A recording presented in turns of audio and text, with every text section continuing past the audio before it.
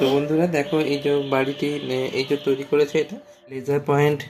আসলে কি জানো তো, এই যে লেজারের বিমটা পড়ছে মিরারে, 4-3টে মিরারে রিফ্লেকশন হয়ে আবার যখন এই এলডিআরে পড়ছে, তখন সেটা একটা সেফটি গ্যাজেট তৈরি করছে। কারণ কি, কেউ যদি বাড়িতে আননেসেসারি ট্রেসপাসার্স যদি কেউ থাকে, সে যদি এন্টার করে এবং সেখানে যদি লেজার বিমটা কোনো কারণে বাধাপ্রাপ্ত হয়, তাহলে কিন্তু এই সিগন্যালটা বাড়ির মালিকের কাছে পৌঁছে যাবে। এই যে দেখো, তোমরা নিশ্চয়ই শুনতে পাচ্ছ একটা আওয়াজ হচ্ছে, এই যে।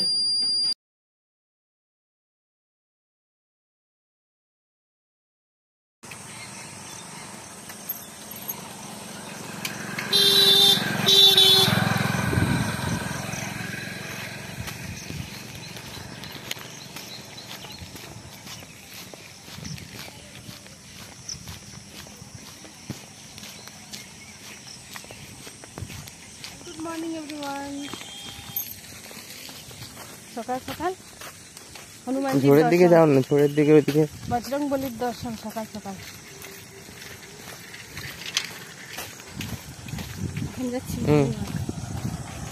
এখন যাচ্ছি মর্নিং ওয়াক। আজকে রোদ নেই,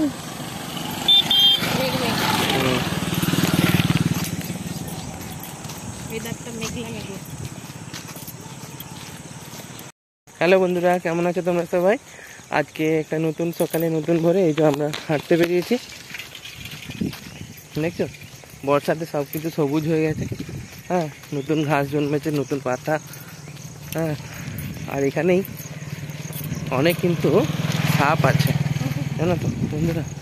এই বর্ষা হলেই এখানে রাত্রেবেলাতে আর কি সাপ পোকামাকড় বেরোয়, আর গাড়ি টাড়ি যখন যায় তখন তারা চিপে দিয়ে চলে যায়। কারণ এইখানে স্ট্রিট লাইটগুলো জ্বলে না বন্ধুরা, পুরো অন্ধকার থাকে রাত্রেবেলাটা। এই গ্রাম্য এলাকাতে এই সকল জিনিসের ভালো দর্শন হয়, তোমরা তো দেখেইছো আমাদের ভিডিওতে। যদিও আমরা যেখানে থাকি সেখানটা একটু মফস্বল এলাকা, গ্রাম বেশি নয়, তবুও হামেশাই বেরিয়ে থাকে। এমনকি আমাদের বাড়িতেও ঢুকে গেছে। আজ থেকে মেয়ের স্কুল 10টার সময় ছুটি হবে, তাহলে হাতে আমি অনেকটাই সময় পাচ্ছি। তো মেয়েকে স্কুলে দিয়ে একটু মর্নিং ওয়াকও করে নিলাম। তো প্রচণ্ড গরম লাগছে, যদিও বেশিক্ষণ হাঁটা গেল না। তো বাড়ি ফিরে চলে এসে পরে ঘরের কাজ টাজ ভাগিয়ে দেখছি পূজা আজকে জলখাবারে চাউমিন বানাচ্ছে। তো চাউমিনটাতে ডিম টিম কিছুই দেওয়া ছিল না, কিন্তু পেঁয়াজ দেওয়া ছিল। পেঁয়াজ দিলে না চাউমিনের ফ্লেভারটা বেশি বেড়ে যায়। যদিও কোনো আনাজ ছিল না, আনাজ দিলেও ভালো লাগে, যেমন বরবটি, ক্যাপসিকাম, গাজর, কিন্তু কিছুই ছিল না। তাই পেঁয়াজ আলু দিয়েই করা হয়েছে চাউমিনটা আজকে জলখাবারে। তো আমি ভাবলাম যে ও তো জলখাবার বানাচ্ছে, তাহলে আমি পুজো করতে নেমে যাই। গাছে অনেক ফুল ফুটেছে, সাদা ফুলে ভর্তি গাছটা। তো গাছে থেকে আমি সাদা ফুল তুলে নিলাম, আর কতগুলো জবা ফুল তুললাম। তো চলো, গোপাল সোনাকে পুজো দেওয়া হয়ে গেছে, আর সব ঠাকুরগুলোকেও আমার পুজো দেওয়া হয়ে গেছে। চলো তবে এবারে রান্নাঘরে যাই। আর এখন জলখাবার খাবো না, মেয়েকে নিয়ে এসে একবারই খাবো। তো আজকে দুপুরের মেনুতে অনেক কিছুই রান্না করা হবে। যেমন এখানে আছে লাউ দিয়ে মাছের তেল, আর চর্বি আনা হয়েছে। তো লাউ দিয়ে চর্বি বানানো হবে, সেটা আমাদের জন্য। কারণ তোমাদের দাদা ভাই আর আমার শাশুড়ি মা মাংস টাংস যেহেতু খায় না, সেহেতু লাউ চর্বিও খাবে না। আমরা সবাই খাবো, কিন্তু মায়ের রান্নাটা করে নিয়েছে। মা লাউ দিয়ে মাছের তেল রান্না করে নিয়েছে। আর এখানে সেদ্ধ ঝোল বসানো হয়েছে মাছ দিয়ে। তো কটা মাছ ছিল, সেগুলো ভাজা হয়ে গেছে। আর তোমাদের দাদাভাই তো মাছ ভাপা পছন্দ করে, সেদ্ধ মাছ। তো তাই তোমাদের দাদাভাইয়ের আর আমার মাছটা কাঁচাই রেখেছি, এটা কাঁচা মাছের ভাপা করব। তো এখানে চর্বিটা ধুয়ে আমি নুন হলুদ মাখিয়ে নিচ্ছি। হলুদ যেহেতু দেওয়া দরকার ছিল না, তবুও একটু দিয়ে ফেলেছি আমি। তো নুন হলুদটা মাখিয়ে রাখছি, আর তাহলে কালারটা একটু ভালো হবে। আর বাকি রান্নাটা চটপট সেরে নিই। চলো, মায়ের সেদ্ধ ঝোল তো হয়ে গেছে, আর মায়ের লাউ মাছের তেল তো মা আগেই করে নিয়েছে। আর এখানে পেঁয়াজ কুচি করেছি, টমেটো কুচি, রসুন কুচি। আর চলো চর্বিটা এবারে নুনটা মাখিয়ে নিই ভালো করে। এবারে না মাছটা ভাপাটা বসিয়ে দেবো, কারণ আর তারপরে পূজা আর ভাই বলেছে যে মাছ খাবে না, তো ওদের জন্য ডিমের কারি হবে। তো বলছি না, আজকে দুপুরবেলায় অনেক রকম রকম রান্না হবে। কেউ মাছ খাবে, কেউ ডিম খাবে, কেউ লাউ মাছের তেল খাবে, কেউ লাউ চর্বি খাবে। হ্যাঁ, তো রান্না করতে করতে অনেকক্ষণ সময় চলে যায়। অবশ্য একা আমি রান্না করি না, সবাই মিলে হাত লাগিয়েই করে। মা কিছুটা করলো, কিছুটা পূজা করছে, কিছুটা আমি করবো। যেমন মাছ ভাপাটা আমি এখন বসিয়ে দিয়েছি, 2খানা মাছের ভাপা করছি। আর এখানে এবারে লাউ চর্বি বসানো হবে, তার জন্য মশলা কষানো হচ্ছে। এখানে আদা, জিরে, ধনে আর পেঁয়াজ, রসুন, কাঁচা লঙ্কা এগুলো সব বেটে আর মশলাটা দিয়ে দিয়েছে। ওর মধ্যে অল্প কাশ্মীরি মির্চ, অল্প হলুদ গুঁড়ো, আর একটু তোমাদের দাদাভাইকে বলেছি যেহেতু চর্বি দিয়ে করব, তাহলে একটু মিট মশলা হলে না খেতে বেশ সেন্ট লাগে আর ভালো টেস্ট লাগে। কিছুদিন আগে মাকে জিজ্ঞাসা করছিলাম, মা লাউ দিয়ে মাছের তেল কীভাবে রান্না করো গো? সরি, লাউ দিয়ে মাছের তেল নয়, আমি আবার ভুল বলে ফেলছি, লাউ দিয়ে চর্বি কীভাবে রান্না করো? আমি যতই ভালো করে রান্না করি মায়ের মতো টেস্ট হয় না। তো কিছুদিন আগে মাকে জিজ্ঞাসা করছিলাম, মা আমাকে প্রসেসটা বলে দিল। আর বলতে না বলতেই দেখো আজকে চর্বি নিয়ে চলে এসেছে ভাই। তো যাই হোক, আজকে দুপুরের রান্নাটা বেশ জমজমাট হবে, বেশ খাওয়া দাওয়া ভালোই হবে। তো এই যে এখন চর্বিটা দিয়ে মশলাটা কষিয়ে নিচ্ছি। এটা মাংস রান্নার মতোই হবে, যেমন মাংস কষিয়ে নিই সেরকমভাবেই হবে। তো এটা একটু চর্বিটা কষানো হয়ে গেছে আমার, দিয়ে লাউগুলো যেহেতু ছোটো ছোটো কাটা হয়েছে, তো এটা প্রেসার কুকারে দিতে হবে না। আর লাউ তো এমনি কড়াইয়ে কষতে কষতে সিদ্ধ হয়ে যায়। তো এই যে এবারে চর্বিটা দিয়ে লাউটা কষি পরে হালকা পরিমাণে জল দিয়ে এটা আর কি ঢাকা দিয়ে রেখে দেবো কিছুক্ষণ। আজকে আবার ওপরে কাপড় জামা মেলে এসেছি, রোদের তেজ একদমই নেই। তো এটা হালকা হালকা সেদ্ধ হয়ে গেছে, জলটা একটু মরে গেলে নামিয়ে ফেলবো। তো পূজাকে নাড়তে বললাম, চলো এবার উপর থেকে ঘুরে আসি। তো এখন চলে এসেছি ছাদে, কারণ আজকে মেঘের অবস্থা একদম ভালো নেই। 2-3 দিন ধরে মেঘের অবস্থা ভালো ঠিকছে না। তো আজকে আর এক গাদা কাপড় জামা জমা হয়েছে, তো ভাবলাম চলো আজকে ছাদে মেলে দিয়ে আসি, নাহলে কাপড় জামা পরবার মতো পর্যন্ত জামা থাকবে না।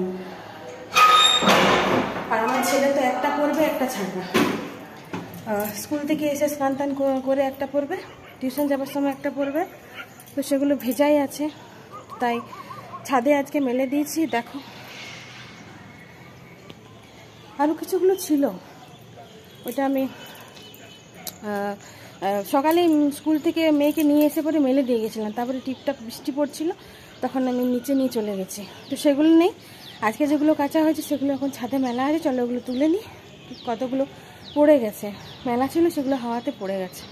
এই যে 3টে ট্রাউজার প্যান্ট, একটা তোমাদের দাদা ভাইয়ের, 2টো আমার ছেলের পড়ে গেছে, সেগুলো তুলে দিই আর নিচে নিয়ে চলে যাব, এখানে রাখবো না। আর আকাশটা দেখো, এখন যদিও বৃষ্টি পড়েনি, মেঘ থেকেও নেই, কিন্তু রোদের তেজও নেই, আকাশটা একদম পরিষ্কার।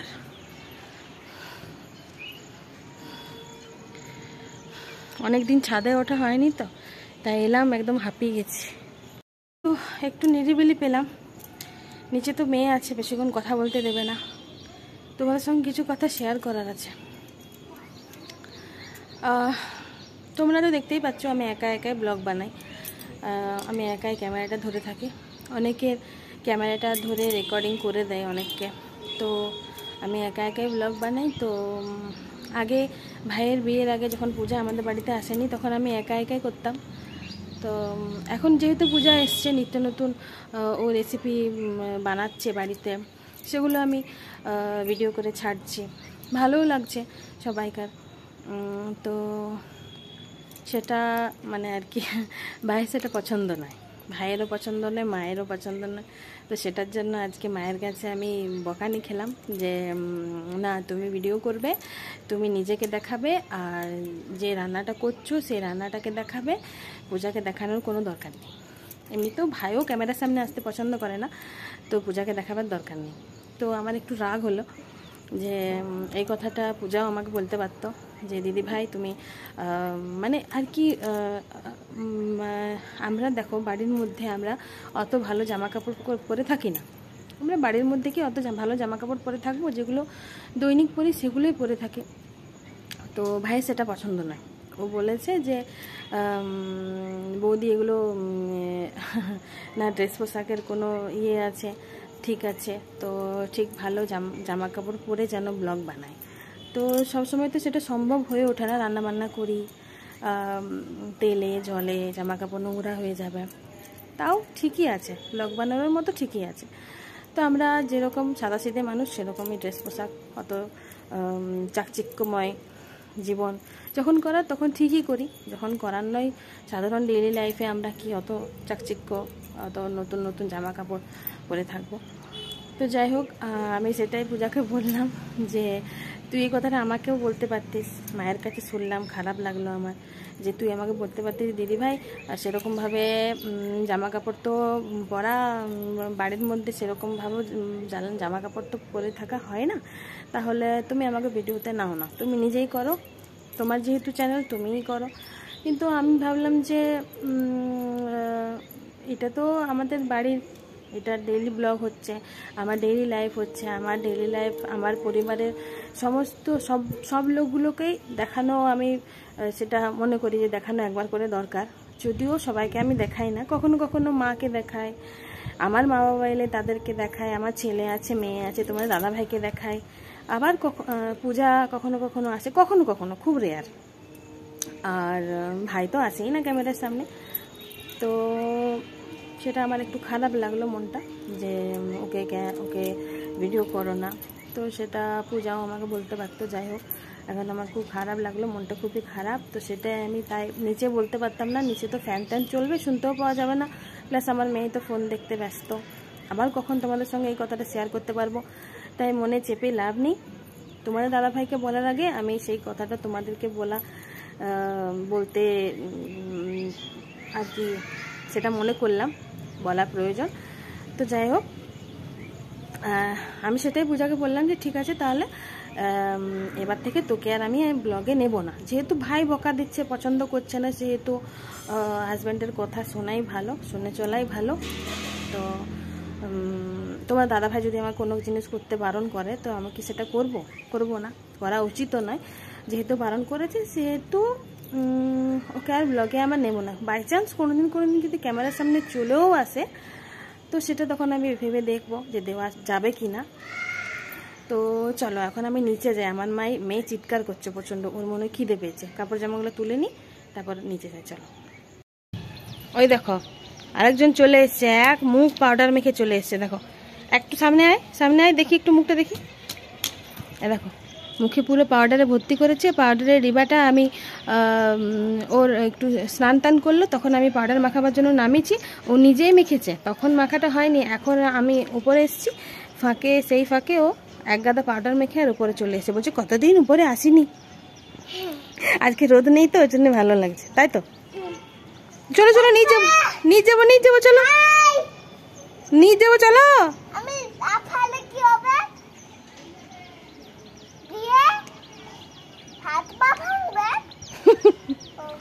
চলো চলো নিয়ে যাবো, চলো।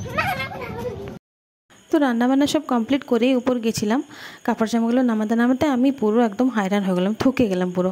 আর এখানে রান্নাবান্না আজকে কি করেছি চলো তোমাদের সঙ্গে শেয়ার করি। এখানে আছে ঝাল ডিমের কারি, যেটা আধফালি ডিমগুলো করে ভাজা হয়েছে, তারপরে ডিমের কারিটা বানানো হয়েছে, এটা পূজা আর ভাই খাবে, তো এটা বেশ টেস্টি বানানো হয়েছে। আর এখানে আছে কাঁচকলা দিয়ে, পেঁপে দিয়ে, আলু দিয়ে মাছের ঝোল, যেটা মা খাবে, সেদ্ধ ঝোলটা মা আগেই বসিয়ে দিয়েছে। আর এখানে আছে মাছ ভাপা, যেটা আমি আর তোমাদের দাদাভাই খাবো। তো কিছু রান্না মা করেছে, কিছু রান্না পূজা করেছে, কিছু রান্না আমি করেছি, মানে আজকে 3 জলে মিনিয়ে রান্না করেছি, 3 রকমের। হ্যাঁ, তো এক হেসেলে 3 রাঁধুনি যাকে বলে। আর এখানে আছে মাছ ভাজা, আমার মেয়ে আর ছেলে ওরা মাছ ভাপাও খাবে না আর মাছের ঝোলও খাবে না, তাই ওদের জন্য ভাজাই রেখেছি, আর ডাল দিয়ে ভাত খাওয়া হবে। আর এখানে আছে লাউ দিয়ে মাছের তেল, যেটা মা বানিয়েছে, মাটা বেশি মশলা দেওয়া হয়নি, মা নিজের মনের মতো করে বানিয়েছে, মা আর বড় ছেলের জন্য। আর এখানে আছে লাউ দিয়ে চর্বি, এটাও কিন্তু বেশ টেস্টি হয়েছে, খেতে দেখতেও অপরূপ সুন্দর লাগছে। তো বন্ধুরা দেখো, এই যে বাড়িটি এই যে তৈরি করেছে, এটা এই চারদিকে সব জিনিসপত্র সব ছন্ন হয়ে আছে, দেখতে পাচ্ছ। এইমাত্র এটা আমার ছেলে তৈরি করলো, এই যে বাড়ির ভিতরে লাইট দেওয়া আছে, আর এটার জন্য ওর মায়েরও অনেক ক্রেডিট আছে, ওর মাও অনেক হেল্প করেছে ওকে, আর আমি এই সকল গ্যাজেটগুলো এনে দিয়েছি ওকে। আর ও যেটা বলেছে যা লাগবে আর কি, ওর এই যে লিথিয়াম ব্যাটারি, বাজার, এখানে এলইডি লাইট, লেজার পয়েন্ট, আসলে কি জানো তো, এই যে লেজারের বিমটা পড়ছে মিরারে, 4-3টে মিরারে রিফ্লেকশন হয়ে আবার যখন এই এলডিআরে পড়ছে, তখন সেটা একটা সেফটি গ্যাজেট তৈরি করছে। কারণ কি, কেউ যদি বাড়িতে আননেসেসারি ট্রেসপাসার্স যদি কেউ থাকে, সে যদি এন্টার করে এবং সেখানে যদি লেজার বিমটা কোনো কারণে বাধাপ্রাপ্ত হয়, তাহলে কিন্তু এই সিগন্যালটা বাড়ির মালিকের কাছে পৌঁছে যাবে। এই যে দেখো, তোমরা নিশ্চয়ই শুনতে পাচ্ছ একটা আওয়াজ হচ্ছে। এই যে যেহেতু বাধাপ্রাপ্ত হচ্ছে, চারদিকেই সেটা হবে। এই যে এখানেও যেহেতু বাধা দেওয়া হচ্ছে, তাই এটা শোনাচ্ছে, ঠিক আছে। আবার এইদিকেও দেখো,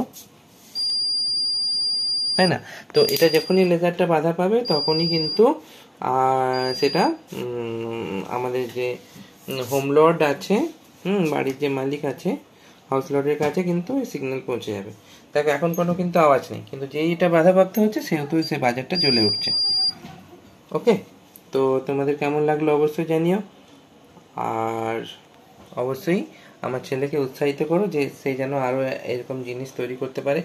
আর তোমাদের সঙ্গে তো আগেই শেয়ার করা হয়েছে, আর শেয়ার করা হয়েছে না হয়নি ওটা? হ্যাঁ হয়েছে, এখন ইনকমপ্লিট ছিল।